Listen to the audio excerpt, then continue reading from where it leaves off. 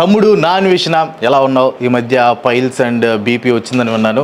Files ఉన్నాయి, నాకు పిల్లకలు touch అయితే నేను విన్నాను, నాకు బీపీ ఉంది, ఈ రెండు ఉన్నాయి. జాగ్రత్త, టైంకి మందులు వేసుకో. నీ కోసం కాకపోయినా మాలాంటి ఫ్యాన్స్ కోసమైనా నువ్వు ఆరోగ్యం జాగ్రత్తగా చూసుకోవాలి. అవును, తమ్ముళ్ళు ఏంటి 10 కోట్ల స్కామా? కొంచెం ఎక్కడున్నాయి చెప్తే తీసుకొని ఇంకా యూట్యూబ్ నుంచి రిటైర్ అయిపోతావు బ్రో. 10 కోట్లు అంటే మామూలు విషయం. సో తమ్ముడు స్టార్టింగ్లో ఒక ఆడియో ప్లే చేశాడు. ఎందుకు బ్రో ఆడియో పెట్టావు, భయపడ్డావా అని మీరు అడిగితే ఎస్, 100% భయపడ్డాను. ఎందుకంటే నేను ఆడియో క్లిప్ వచ్చేసి March 18న పెట్టాను అనమాట.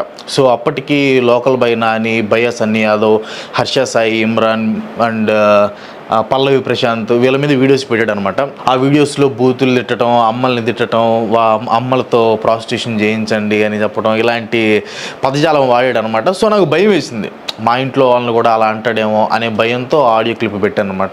సో ఏంటంటే ఇప్పుడు పొజిషన్ బాగాలేదు కాబట్టి మళ్ళీ ఇలాంటివి వస్తే కొంచెం అందరూ డిస్టర్బ్ అవుతారన్న ఉద్దేశంతో పెట్టాను అనమాట. అయినా బ్రో, ఏదో మనకున్న ఫ్రెండ్షిప్ కొద్దీ నేను పర్సనల్గా నీకు ఆడియో క్లిప్ పంపించాను, దాన్ని కూడా రికార్డ్ చేసి వాడేసుకున్నావు.